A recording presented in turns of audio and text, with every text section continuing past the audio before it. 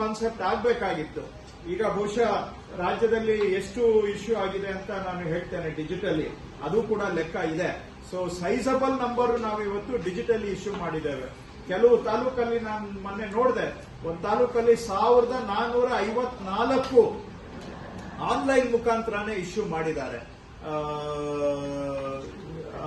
1454 ಒಂದು ತಾಲೂಕಲ್ಲಿ ಇಶ್ಯೂ ಮಾಡಿದ್ದಾರೆ. So which is a very good. ಅಂತವರು ಕೆಲವರು ಬಹಳ ಮುತುವರ್ಜಿ ತಗೊಂಡು ಮಾಡಿದ್ದಾರೆ. ಈಗ ಸದ್ಯ ಏನಾಗ್ತಾ ಇದೆ, ಅವರು ದಾಖಲೆ ಪಡ್ಕೊಳ್ಳೋದಿಕ್ಕೆ ಜನ ಬಂದಾಗ ಅವರ ಅರ್ಜಿಯನ್ನ ತಗೊಂಡು ಅದನ್ನ ಶಿರಸ್ತೆದಾರರು ಆನ್ಲೈನ್ಗೆ ಕನ್ವರ್ಟ್ ಮಾಡ್ತಾ ಇದ್ದಾರೆ.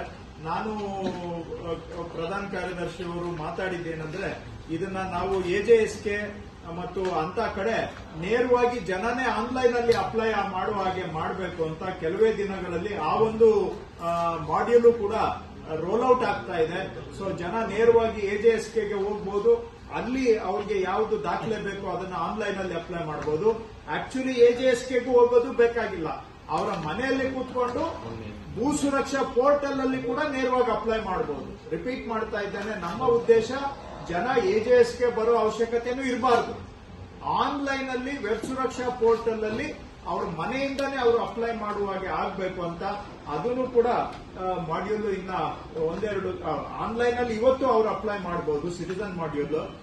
ಬಟ್ ಎಜೆಎಸ್ಕೆಗೂ ಕೂಡ ಲಿಂಕ್ ಮಾಡಿ ಅದರ ಮುಖಾಂತರನೂ ಪಡ್ಕೊಳ್ಳುವಂತಹದ್ದು ಅದು ಕೂಡ ಆಗ್ತಾ ಇದೆ. ಇನ್ನ ನೆಕ್ಸ್ಟ್